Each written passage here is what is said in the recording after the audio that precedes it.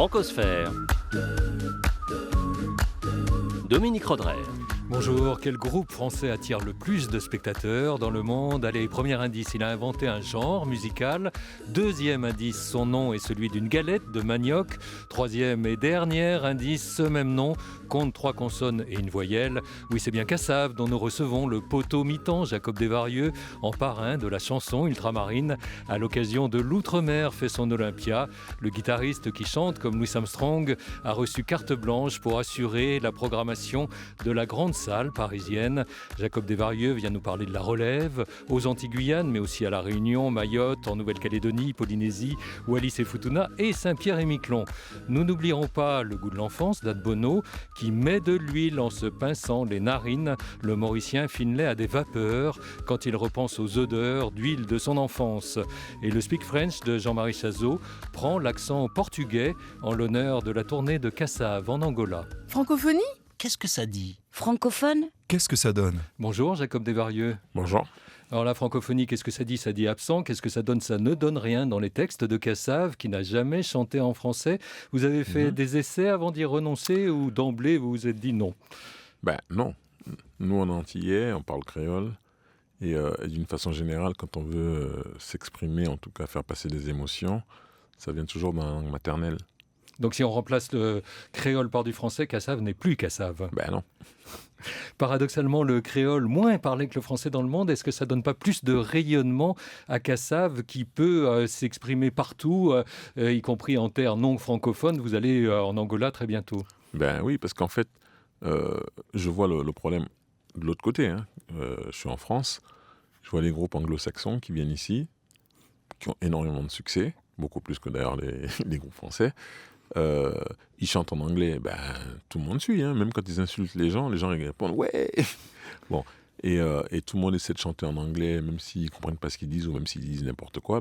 On a le même phénomène quand on va au Japon, quand on va en Afrique, parce que finalement il y a très peu de gens qui parlent créole. Bon, il y a les Antillais, bien sûr, Antilles-Guyane, il y a Haïti, il y a disons les Seychelles, la Réunion, Maurice, mais on ne se comprend pas tous très bien. Avec des créoles un peu différents. Ouais. Voilà, donc si on prend tous les créoles, la Dominique, tout ça, ça fait du monde. Mais c'est très très loin de faire toute la francophonie. Par contre, il me semble qu'il y avait un président qui s'appelait François quelque chose. Oui, je vois de qui vous parlez. Oui. Voilà, qui avait dit que les langues régionales font partie du français.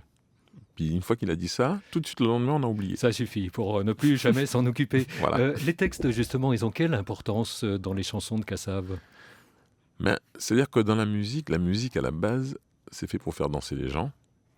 Et les textes, c'est pour essayer de faire passer soit des messages, alors quels qu'ils soient. Et il y en a des messages chez Cassave ? Oui, parce que nous, on est issus des mouvements identitaires.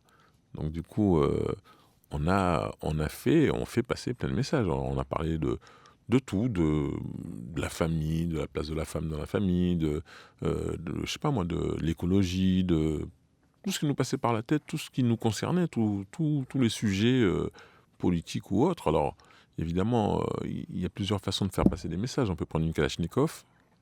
C'est vrai que le message est compris tout de suite, mais... Oui, définitivement, et il ne repassera plus. Voilà, bon. Et puis, il y a d'autres façons. Voilà, il y a plusieurs façons de faire avancer les choses. Nous, on a choisi une manière un peu plus soft, mais non moins efficace de faire à travers les chansons. Si vous vous demandez encore qui vous parle, qui est Jacob Desvarieux, c'est peut-être que vous avez coupé le son ces 40 dernières années, mais cela va au moins donner l'occasion à Corinne Alexia de vous le présenter à sa façon dans son portrait coupé-décalé. Qui ne connaît pas Jacob Desvarieux ? Ah bon ? Vous ne le connaissez pas ? Vous ne connaissez pas le fils de la couturière qui s'est mis à la guitare parce que sa mère avait peur de le voir sur un vélo ? Vous ne connaissez pas l'homme qui a su transformer la galette de manioc en galette de platine, le natif de Paris qui a poussé comme une mauvaise herbe à Marseille. Vous ne connaissez pas le descendant de Phrasine, ni Isidore quand il jouait aux côtés de Marius et Roselyne. Si vous avez oublié l'âme de la canne, le dealer de zouk, admiré de Miles Davis et Stevie Wonder, celui que l'Afrique place au même niveau qu'Aimé Césaire, vous devriez soigner votre mémoire. Et pour cela, il n'y a qu'un seul remède.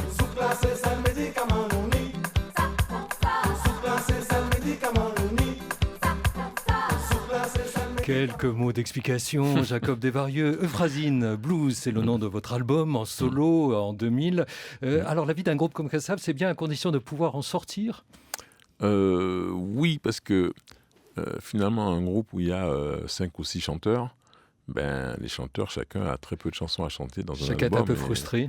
Voilà, et donc pour libérer un peu cette frustration, on permet à chacun d'eux de faire des disques en solo. Alors avec le temps, évidemment, on en fait beaucoup moins puisque on touche beaucoup de monde et le temps qu'on fasse le tour de tous les pays où on a un peu de succès, à Ça l'époque, vous dévore finalement tout le temps disponible. oui, parce qu'à l'époque, on faisait un disque tous les 3 ou 6 mois. Là, maintenant, c'est tous les 5 ans. Isidore, c'est le nom de votre personnage dans Siméon, de Zane Palsy, Jocelyne Berroir joue Roselyne, Jean-Philippe Martelly, Marius. Vous auriez aimé, comme beaucoup de chanteurs, comme Jocelyne Berroir, mener une double carrière au cinéma? Pas vraiment. C'est-à-dire que, elle aime beaucoup ça. Elle est vraiment... Et c'est une excellente actrice. Voilà, alors que moi, je regarde ça. Alors, je milite pour qu'il y ait plus de noirs dans les films français.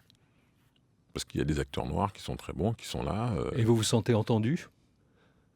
Alors, le problème, c'est paradoxal, parce que d'un côté, je milite. Alors, je rencontre des gens, j'en parle et tout. Et puis, à un moment donné... Ils disent oui, ils c'est un disent, peu comme les langues régionales? C'est-à-dire qu'il y a ceux qui disent oui, et puis qui oublient ça. Et puis, il y en a d'autres qui me disent, oui, mais justement... tu tombes bien parce que j'avais un scénario pour toi, ça a été le cas de... Et en fait, c'est pas pour vous. Non, moi je suis pas comédien, prenez les vrais comédiens. Non, mais toi c'est bien parce que dans ta tranche d'âge, tout ça, machin, puis t'es bankable, bon. Alors je me retrouve à jouer dans des films. Alors, on a entendu parler de Miles Davis, on a entendu parler des compliments qu'on vous faisait en Afrique, vous comparant le groupe Kassav à Aimé Césaire. Vous êtes encore dans le doute, les compliments vous font du bien ou vous n'en avez plus vraiment besoin? Ça fait toujours du bien quand on entend un compliment. Alors, je veux juste préciser quand même que Aimé Césaire, le lien qui a été fait, c'était qu'il y a des gens en Afrique qui nous ont dit que le lien qu'ils ont avec les Antilles, c'est il y a Aimé Césaire et nous. Et Kassav. Mais pour des raisons différentes. Ah oui, c'est sûr, mais quand même, c'est vous qui les reliez. Oui, mais avant que quelqu'un dise « Ah, tiens, ils écrivent des livres, ils sont des grands intellectuels », ça peut-être, mais en tout cas... Non, mais c'est pas peut-être du même niveau artistique. Voilà, oui. Alors, si votre mère vous avait offert un vélo, on aurait parlé de vous plutôt sur les Tours de France que dans les tournées? Il y a peu de chance quand même. Je pense qu'elle a bien fait de m'offrir une guitare. Vous avez tout de suite senti que Zoukla, c'est ça le médicament Nouni, serait votre tube indépassable? Alors, sur le moment, oui, on disait ça pour rigoler, pour se donner du courage, quoi. Mais je ne pensais pas que ça aurait marché autant, franchement. J'aurais aimé faire partie de Kassav, vient de confesser Teddy Riner dans la presse. Vous lui dites bienvenue? Ah oui, bienvenue, c'est quand tu veux. Moi, j'aurais bien aimé être judoka. C'est un peu tard peut-être, mais pour lui, il y a encore des chances, quoi. C'est le moment justement de passer le flambeau, c'est le sens de votre engagement dans l'Outre-mer fait son Olympia? Alors, le truc, c'est que au départ, cette émission, on devait faire avec des artistes, etc. Et j'ai soumis l'idée en disant que ce serait peut-être mieux de prendre la nouvelle génération, les gens qui sont censés nous remplacer le jour où le public actuel va nous mettre un coup de pied en disant « ça suffit, on vous a assez entendu hein ». Il faut quand même préparer la relève, quoi. Donc, ce serait bien que tous ces jeunes artistes qui viennent de tous les départements et territoires d'outre-mer puissent avoir une scène où ils peuvent s'exprimer, où ils peuvent montrer ce qu'ils savent faire et voilà, et continuer. Je vis pour t'aimer à contre-vent. Je pleure, je ris, je l'explique pas, je le ressens. Je meurs, je vis, tu es mon parfait tourment. Je pleure, je ris, je l'explique pas, je le comprends.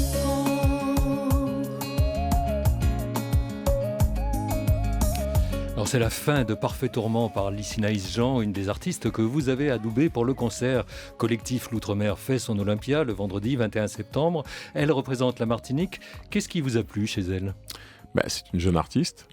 Elle a des inspirations qu'elle prend un peu partout comme un peu, quoi. Enfin, comme on a tous fait. Hein. On a écouté plein de musique et puis on a gardé ce qu'on aimait bien. Comment est-ce que vous l'avez découverte? Moi, je l'ai entendue parce que son producteur, c'est un copain. Et puis on n'est pas nombreux quand même. Hein. Franchement, entre Guadeloupe, Martinique, Guyane, on n'est Donc pas...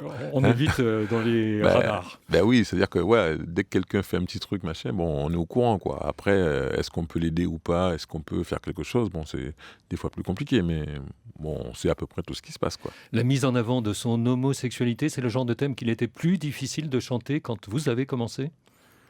Je crois que c'était même impossible, hein. D'ailleurs, dans certaines musiques, genre dans le rap, il n'est pas question de mettre en avant l'homosexualité.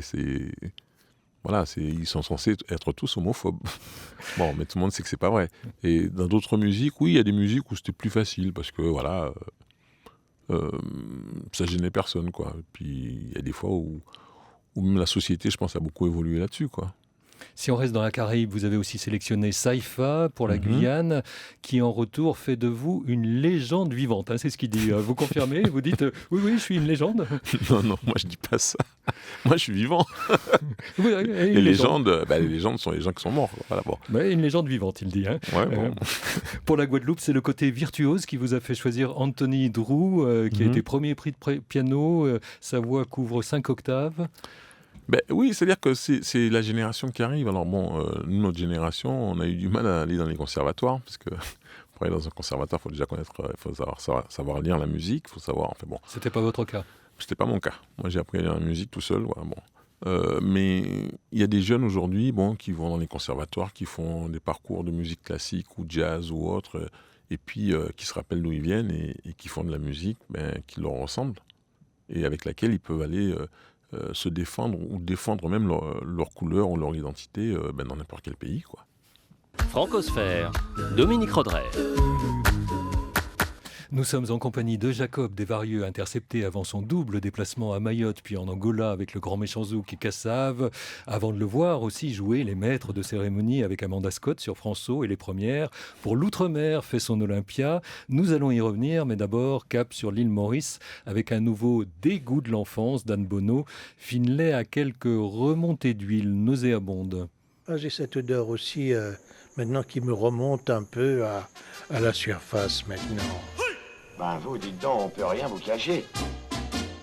Il y avait une usine de transformation de coco en huile. Le coco qu'on ramenait des Chagos et de Diego à l'époque. C'est un singulier métier que le Et vôtre, qui était n'est-ce pas? charrié carrément dans cette usine. Et cette usine était assez près de la maison. Et ça dégageait une odeur extraordinaire qui était dégueulasse. J'espère bien ne plus jamais vous revoir.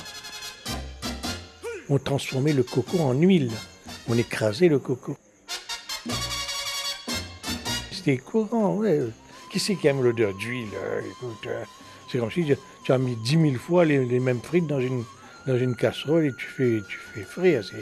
L'odeur est intenable, c'est un moment. Oui, eh bien vous feriez mieux de ne pas boire. Ça, c'était une fois par mois. Ça, j'ai jamais compris pourquoi on a fait ça. Et on nous a imposé l'huile de ricin. C'est un laxatif, un purgatif. Voilà, c'est pour prévenir toutes les maladies à l'époque. Est-ce que vous vous êtes gratté? Jamais de la vie. Alors, pour faire passer la grosse cuillerée de cette huile de table, en fin de compte, on mettait un peu de sucre, un peu de n'importe quoi pour faire passer. Mais après, c'était la diarrhée pendant 48 heures. Éruption derrière les oreilles. Mais c'est même pas l'huile de ricin. L'huile de ricin est sophistiquée par rapport à ce qu'on prenait. L'huile qu'on a achetée à la boutique. Oh. Alors, c'est pas l'huile de ricin de la pharmacie. C'est l'huile, on dirait, de moteur de voiture, carrément. Oh la vache! Oh, je suis pas sage, je m'ai lavé la figure et les mains ce matin avant de venir. Me revient ce goût-là. C'était exécrable. Est-ce que vous avez été soumis à l'huile de ricin ou l'huile de foie de morue quand vous étiez petit, Jacob Desvarieux? Oh oui. Et vous en gardez des souvenirs aussi traumatisants que Finlay? Ben oui, c'est clair, j'ai plus remettre ça dans ma bouche. Il y avait même du paoka, en fait, c'est un fruit, enfin, je sais pas ce que c'est, ouais, c'est un fruit, oui, qui pousse en Guadeloupe en tout cas, ou en Martinique, et on nous donnait ça comme purge. Et on avait droit à la purge tous les mois. Dur. Quel est votre goût de l'enfance? Là, on était plutôt dans les dégoûts. Votre goût de l'enfance? Ce que vous aimiez? Il y a eu plusieurs trucs parce qu'en fait, j'ai voyagé un petit peu. Vous êtes passé par le Sénégal? Oui. Au Sénégal, c'était simple. Le Thieboudienne, le lard, pour ceux qui connaissent. Bon. Aux Antilles, c'était... Alors, c'était assez marrant parce que quand j'étais gamin, j'aimais bien du riz avec de la morue. C'est du riz, morue et l'huile, ouais. Oui. Voilà. Du riz, de la morue et de l'huile. Et puis plus après? Après, oui, après, j'étais dans d'autres pays. Alors, c'est après, quand je suis revenu adulte, j'ai trouvé ça bizarre. J'ai dit, mais attends, comment ça se fait qu'on mangeait du riz et de la morue? On pensait que c'était le plat national ou un truc dans ce genre-là. Alors que la morue, ça vient pas du coin, le riz, ça vient pas du coin. Mais bon, c'était bon. On allait à Miquelon, comme on disait aussi aux Antilles. Oui, donc, voilà. c'est loin, les mers froides. C'est les bienfaits de la colonisation, on va dire. Le passage par l'Afrique, ça vous a changé? Vous étiez au Sénégal entre 10 et 12 ans. Alors, ça m'a changé, mais je m'en suis pas rendu compte tout de suite. Parce qu'en fait, quand on est gamin, on s'adapte à tout. Il y avait des réflexions qu'on me faisait du genre, le blanc, on m'appelait le blanc. Alors, moi, je regardais, mais ils sont tous moins noirs que moi. Pourquoi ils m'appellent le blanc? C'est parce que vous ne parliez pas comme les autres? C'est plus, comment dire, au-delà de parler, oui, mais il y avait le fait que nous, on a été éduqués aux Antilles, on a été éduqués comme des Français, des petits Français, nos ancêtres les Gaulois, c'est pas une blague, quoi. C'est vraiment ce qu'on apprenait. Alors, on connaît tout sur l'histoire de France, mais notre histoire à nous, on connaissait rien, jusqu'à maintenant d'ailleurs. Et quand on arrivait, par exemple, moi je suis arrivé au Sénégal, mes réactions étaient les réactions d'un blanc qui arrive en Afrique. C'est-à-dire que dans le langage même, à l'époque, je pouvais dire, tiens, je suis allé dans un endroit, j'ai dîné avec des Noirs. Bon, un blanc ne dira jamais, je suis allé à un endroit, j'ai dîné avec des Blancs. Parce que pour lui, être blanc, c'est normal. Mais pour nous, Antillais, on répétait ce que disaient les Blancs. Et les Africains qui me regardaient, ils disaient, ah ouais, t'as mangé avec des Noirs, d'accord. Et toi, t'es quoi?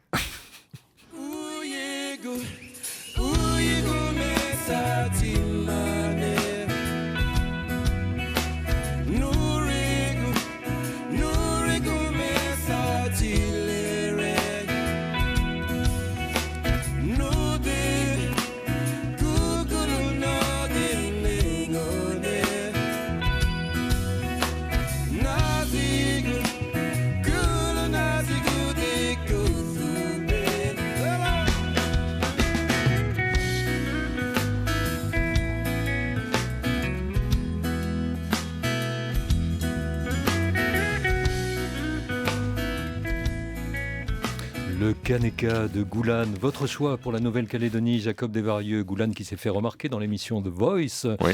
Vous regardez les crochets, les radiocrochets à la télé, comme son nom ne l'indique pas. Vous aimez ça? Pas vraiment en fait. J'ai pas l'occasion de regarder parce que je suis rarement en France, bien que j'habite là. Mais je suis rarement là et des fois j'arrive après une saison de... Et sur le principe de cette compétition de chansons, ça vous plaît pas? C'est une chance donnée? Oui, c'est une chance donnée à plein de jeunes qui chantent plus ou moins bien, qui ont plus ou moins de talent, etc. D'abord d'apprendre ce métier-là et puis éventuellement de réussir, oui. Oui, c'est une chance. Vous allez être présent à la télé, mais comme présentateur de la soirée. L'Outre-mer fait son Olympia sur les premières, sur France O, avec Amanda Scott, le vendredi 21 septembre. Comment est-ce que vous vous y préparez? Je suis en train de m'y préparer parce que je ne serai que co-présentateur et tout petit. Oui, mais quand même. C'est pas mon métier. Moi, Amanda, elle, c'est son métier. Voilà, elle fait ça. C'est elle qui va faire présentatrice et moi, je vais venir à côté. Ça vous fait envie? Vous êtes assez excité par l'idée? Oui, l'idée est excitante. Après, est-ce que je vais être bon? Ça, je sais pas, j'ai jamais fait. Bon, je vais essayer. Si vous n'aviez pas fait de musique, vous seriez vu dans quel domaine d'activité autre? Franchement, j'ai du mal à m'imaginer autrement parce que en fait, j'ai toujours commencé connu que très tôt. Oui, et j'ai jamais connu autre chose, donc j'ai du mal à m'imaginer dans un autre domaine. Alors il y avait le style de musique tout à l'heure à décrypter aussi dans le portrait de Corinne Alexia. Elle parlait de la mauvaise herbe à Marseille parce que ça s'appelait The Bad Grass. Oui, on avait un groupe, oui. Votre groupe, mais c'était pas du zouk, j'imagine, à l'époque. Non, pas encore. Non, à l'époque, on faisait... comment je pourrais définir ça? C'était entre la musique africaine et la soul music qu'il y avait aux États-Unis à l'époque, quoi. On écoutait Earth, Wind & Fire, on écoutait tous ces groupes-là, et puis on mixait ça avec... Parce que pour nous, tout ça, c'est de la musique, quoi. Il n'y a pas de musique africaine ou de musique machin, ou de musique truc. C'est de la musique. On a écouté plein de musique, et puis on a pris, comme je disais pour Lucinaïs tout à l'heure, on a pris tout ce qui nous plaisait dans chacune des musiques qu'on écoutait, et on a fait quelque chose avec.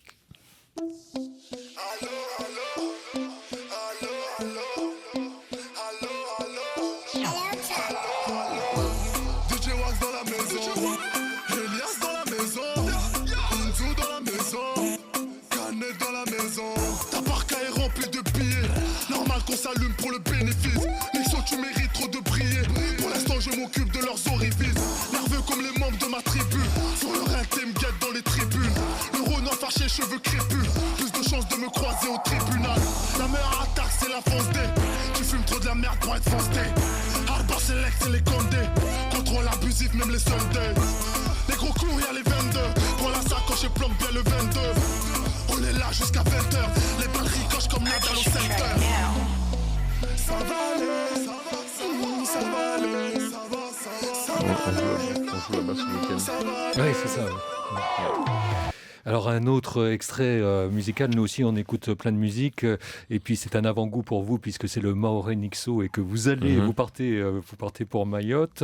Alors lui il est présenté comme le prince de l'afro-trap. Vous pouvez expliquer ce que c'est que l'afro-trap? J'aurais du mal, en fait, disons que de ce que j'ai entendu là, c'est un peu le coupé-décalé, en fait, toute cette génération de musique. Il y a ça dedans, oui. Voilà, ils ont rajouté le rap, ils ont mélangé ça avec un peu de rap et un peu de... Bon, c'est les musiques actuelles des jeunes, quoi. Vous conseillez les artistes sur les prestations scéniques qu'ils vont fournir à l'Olympia? Je vais essayer de les conseiller, en fait, de leur donner quelques trucs. Bon, après, ils ont déjà leur personnalité. En général, on les a choisis justement parce que ils ont déjà quelque chose, quoi. Et comment va se faire l'osmose entre des genres très différents? Alors, il y a Nixo, qu'on vient d'entendre, il y a le duo polynésien, Vaillé, Tani, il y a aussi Tissia pour Wallis et Futuna, Michael de La Réunion, Adèle Lebon de Saint-Pierre-et-Miquelon. Oui, il y a tous les départements, les territoires, sauf la Terre Adélie, je m'en excuse. On n'a pas trouvé... vous n'avez pas trouvé de manchot empereur pour venir interpréter quelque chose. Mais bon, ça va se faire parce que c'est de la musique. Et que toutes ces musiques-là, en plus, il y a un groupe qui sera là, avec Thierry Delaney qui va diriger le groupe. Et ce sont des musiciens. Donc voilà, ils écoutent de la musique, ils en font quelque chose. Il est prévu des interprétations communes, plusieurs à la fois, on ne sait pas encore. On va voir. C'est la surprise. Bon, on termine comme d'habitude avec le Speak French de Jean-Marie Chazot, qui a l'œil fixé sur votre calendrier. Avant vos 2 dates en Angola, pays d'expression portugaise, il est donc allé débusquer des lusitanismes dans la langue française. On compterait une centaine de mots d'origine portugaise dans les dictionnaires français. Rien qu'aux 3 premières lettres de l'alphabet, on trouve des mots familiers comme albatros, albinos, banane, baroque, bambou, cachalot, cachou, carambole ou encore caramel, tous portugais donc. Il y a aussi les mots d'origine étrangère passés par le portugais pour arriver dans la langue française, comme les achards de légumes de la cuisine créole. Ils viendraient d'Iran et du persan assar qui veut dire confit dans du vinaigre et du sel. Il faut dire que le portugais a longtemps été la langue de communication dans l'Atlantique et l'océan Indien, après les grandes découvertes des navigateurs partis de Lisbonne.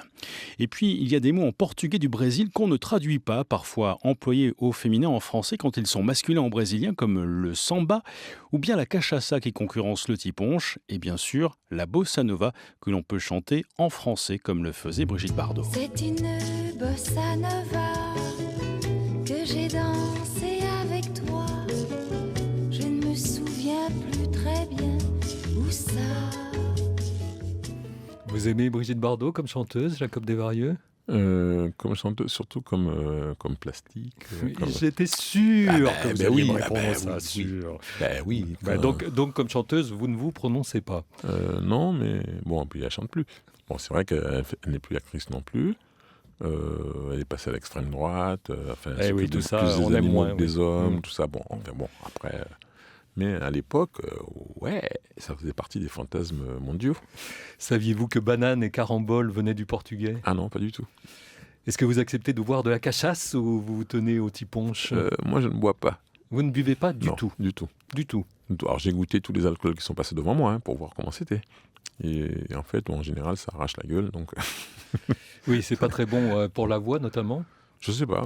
Bon, il y a beaucoup de chanteurs qui sont alcooliques, donc je suppose que ça marche quand même, mais bon, moi je suis pas très. Et c'est ça éventuellement qui vous aurait fait peur à un moment donné, parce que c'est vrai que la vie d'artiste, ça va avec un certain nombre d'adjuvants. C'est un peu normal parce que quand on est artiste et qu'on réussit, à la télé ou à la radio, évidemment, on fait l'intéressant. Oui, je suis un génie, c'est pour ça que j'ai réussi, etc. Mais enfin, dans la vraie vie, on sait que c'est pas comme ça, quoi. C'est pas aussi simple que ça. Il y a plein de choses qui sont rentrées en ligne de compte. La chance, le fait que je suis venu faire une émission dans votre radio et que vous avez bien aimé ce que je faisais, donc vous avez passé beaucoup de fois. Enfin, il y a tellement de choses qui rentrent en jeu. Être artiste, c'est l'angoisse? Oui, parce que surtout quand ça marche. Alors du coup, quand ça marche pas, c'est facile. On dit oui, c'est la faute de l'animateur radio, c'est la faute de l'éditeur, du producteur, de tout le monde. Bon, mais quand ça marche, on est obligé de dire c'est grâce à nous et on sait que c'est pas vrai. Et du coup, on sait même pas pourquoi ça a marché. Et quand ça marche, on a peur que ça s'arrête de marcher? Mais déjà, on a peur de ne pas trouver quelque chose pour pouvoir continuer, hein, pour faire le deuxième morceau qui va marcher. Et du coup, ça met dans des angoisses qui font que il y en a beaucoup qui plongent dans des excès, quels qu'ils soient, qui se mettent dans Dieu, dans les femmes, dans l'alcool, dans la drogue, dans quel que soit. Il faut qu'ils s'accrochent à quelque chose pour essayer de ne pas réfléchir toute la journée. Mais comment j'ai fait pour faire le premier truc? Et quand on est à la tête d'un groupe depuis 40 ans, hein, l'année prochaine, c'est les 40 ans de Kassav, c'est toujours pareil, c'est-à-dire que l'anxiété n'a pas diminué d'un poil? Non, ça diminue pas. C'est-à-dire qu'on se demande toujours, mais comment ça va se passer? Est-ce que les gens vont encore aimer? Est-ce que... Voilà, Rien ne rassure. Si, quand on est sur scène. Quand on arrive sur la scène et qu'on entend les gens crier, qu'on ressent l'amour qu'ils nous envoient, oui. Là, ça va, mais avant et après, c'est de nouveau l'horreur. Oui, alors imaginez, là, on va faire une salle de 40 000 places. Avant, on se pose plein de questions. Est-ce que ça va marcher? Est-ce que... Mais une fois qu'on sera sur la scène, on oublie tout ça en 5 minutes. Merci beaucoup, Jacob Desvarieux. Bonne tournée. Merci. Je ne vous dis rien. Je ne sais pas quels mots doivent l'accompagner, mais ça va très bien se passer. Rendez-vous sur les Premières et François le vendredi 21 septembre pour l'Outre-mer fait son Olympia. Merci également à Corinne Alexiane, Bono, Jean-Marie Chazot, Sandrine Weber et Nicolas Palcossian.